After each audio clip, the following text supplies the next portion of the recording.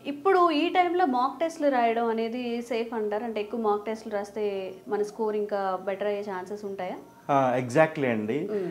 Test స్కూల్లో కూడా రాసాం కదా, హ్మ్. మళ్ళీ ఎక్స్ట్రా మాక్ టెస్ట్ ఏంటి హ్మ్. జనరల్గా. అవును. ఇప్పుడు నేను చాలా పరీక్షలు రాశాను, చాలా వాటిల్లో ఎగ్జామ్లో వచ్చాయి. కానీ మాక్ టెస్ట్ రాయాలండి. ఎందుకంటే ప్రీవియస్ ఇయర్ ఒక పేపర్ తీసుకోండి మీరు, ఎనీ ఇయర్ తీసుకొని మీరు ఓన్గా రాయండి టెస్ట్. ఇప్పుడు స్కూల్లో మేమేం చెప్తామంటే, మమ్మల్ని పిల్లలు అడుగుతారు, ఈరోజు ట్రిగ్నామెంటరీ ఎగ్జామ్ కదా సార్, ఎన్ని క్వశ్చన్స్ ఇస్తారంటే 10 క్వశ్చన్స్ సార్. లేదు సార్ 3 స్టార్ క్వశ్చన్స్ ఎన్ని చెప్పండి అంటే, లేదు సార్ ఇంకొక 5 ఇవ్వండి. It is not the right manner. ఎందుకంటే ఎగ్జామ్లో ఒక్కొక్కసారి టఫ్గా రావచ్చు, ఈజీగా రావచ్చు. కానీ ఎగ్జాక్ట్ ప్రిపరేషన్ కనుక మీరు చేయగలిగితే then you can got the success. కాబట్టి మాక్ టెస్ట్ ఎలా రాయాలంటే కంపల్సరీగా మాక్ టెస్ట్ రాయాల్సిందే.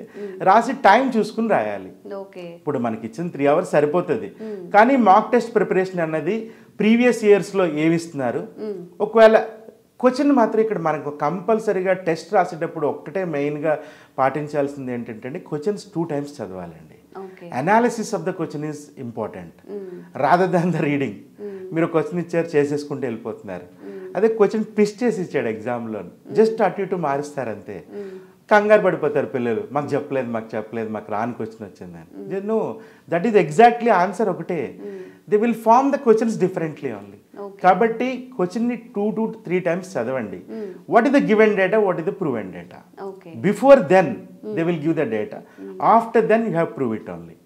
అందుకని కంపల్సరీగా మాక్ టెస్ట్ రాయాల్సిందే. రాసినప్పుడు క్వశ్చన్స్ బాగా రివైజ్ చేయండి.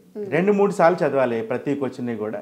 ఏం క్వశ్చన్ ఇచ్చారు, మనం ఏం రాయాలి, వాళ్ళు ఏం ఇచ్చిన డేటా ఏంటి, మనం ప్రూవ్ చేయవలసింది ఏంటి, వాళ్ళు అడిగిన క్వశ్చన్ ఏంటి. ఇప్పుడు ఒకటే క్వశ్చన్ ఉంటుంది, అది 1 mark ఉంటుంది, 2 marks ఉంటుంది, అలాగే 6 marks. జనరల్గా 1 mark, 4 marks, 6 marks ఏదైతే విఎస్ఏక్యూస్, ఎస్ఏక్యూస్, ఎల్ఏక్యూస్ ఉంటాయో అదే క్వశ్చన్ని అలా రిప్రజెంట్ చేయాలి.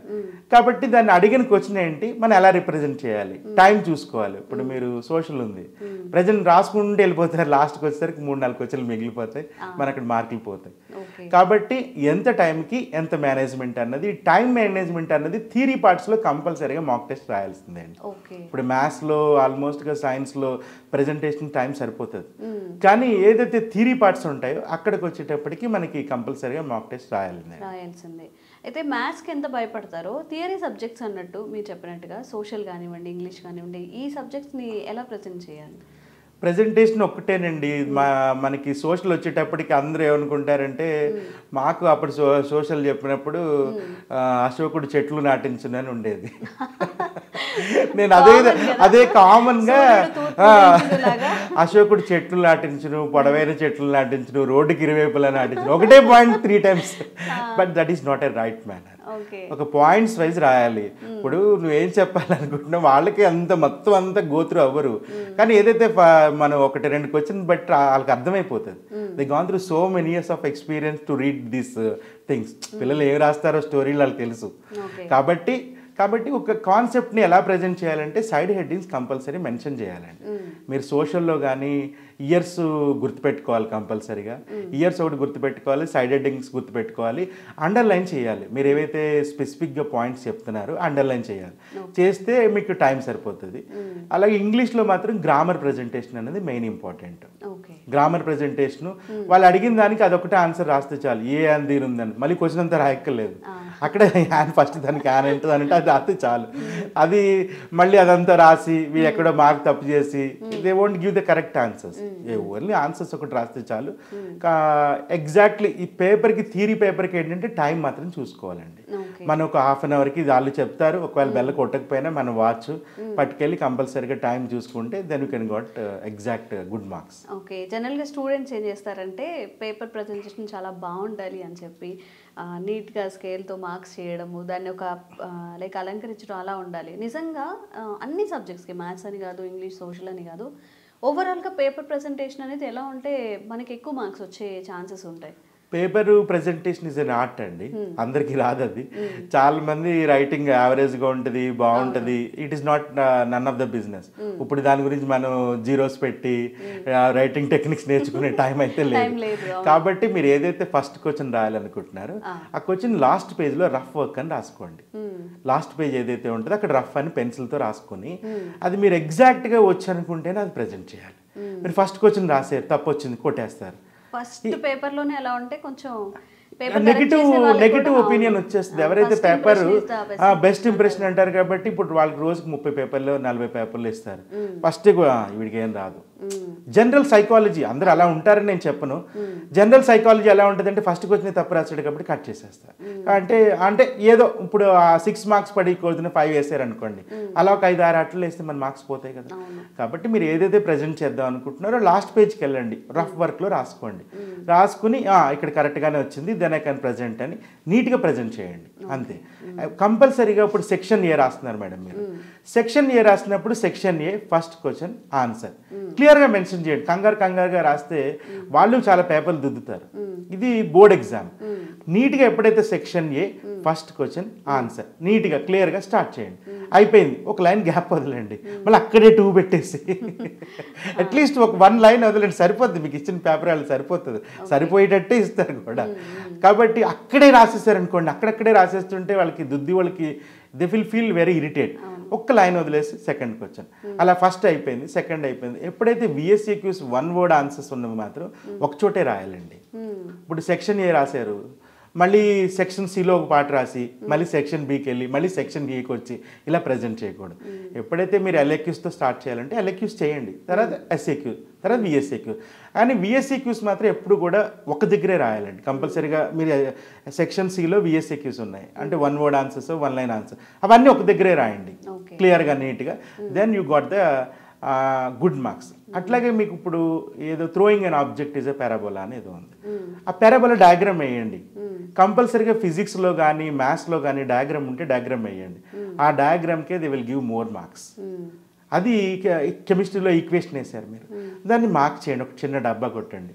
ఫార్ములా రాశారు, ఏదో A+B² రాశారు, A²B² 2AB చిన్న మార్క్ చేయండి. ఏదైతే క్యాలిక్యులేషన్ చేశారు మీరు 16 9 144 పక్కన సైడ్లో చిన్న బాక్స్ మెన్షన్ చేసి నీట్గా మెన్షన్ చేయండి. They will give exact 100 out of 100 marks. Using this tips you can get exactly. Okay. అయితే ఎగ్జామ్ టైంలో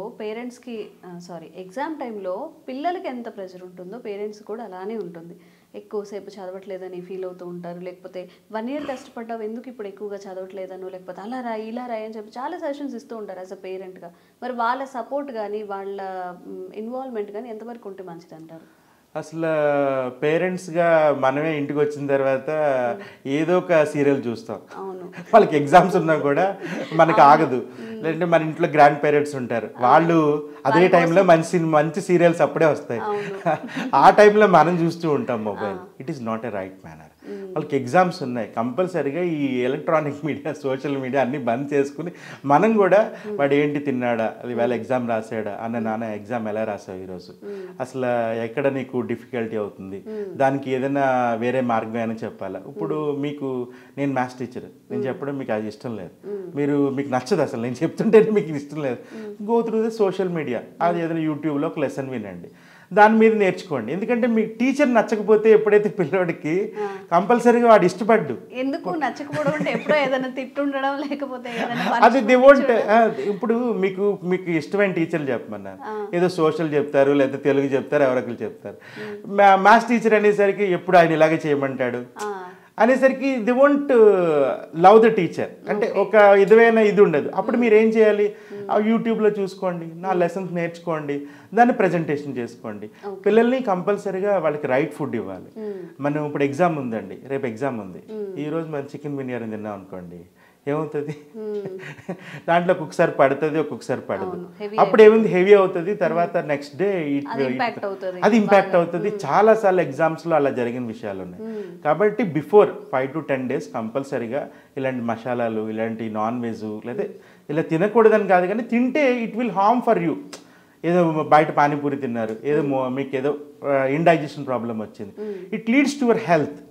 ఆ హెల్త్ మేనేజ్మెంట్ అనేది పేరెంట్స్ కంపల్సరీ దగ్గరుండి వాళ్ళకి ఫ్రూట్స్ తినిపించడం అని, డ్రై ఫ్రూట్స్ ఇవ్వడం అని, లైట్ ఫుడ్ ప్రిపేర్ చేసి ఇవ్వడం అని. ఆ టైంలో ఎక్కడి నుంచో బిర్యానీ తెప్పించారనుకోండి, వాడికి ఇష్టం తినేస్తాడు. అది అది ఎప్పుడైతే మీ హెల్త్ కాన్సన్ట్రేషన్గా లేదు, then you can't present the paper also. మీకు మనసు అన్నీ బాగుండాలంటే, మీ ప్రజెంటేషన్ బాగుండాలంటే కంపల్సరీగా మనం తినే ఇప్పుడు బెంచ్ కార్ ఉంది, దాంట్లో కుళ్ళి నీళ్ళు వేసాం అనుకోండి, వెళ్తుందా కారు? వెళ్ళదు. The right petrol is required for the right car. మనకు కూడా అంతే. కాబట్టి ఎగ్జామినేషన్ టైంలో కొద్దిగా ప్లెంటీ ఆఫ్ వాటర్ తాగడం, మార్నింగ్ సమ్ మెడిటేషన్ లాంటి మెడిటేషన్ చేయడం, తర్వాత చిన్నగా అప్పుడప్పుడు ప్లేకి ఒక 1/2 hour 1 hour ఇలా ఆడడం. These are the stress management techniques.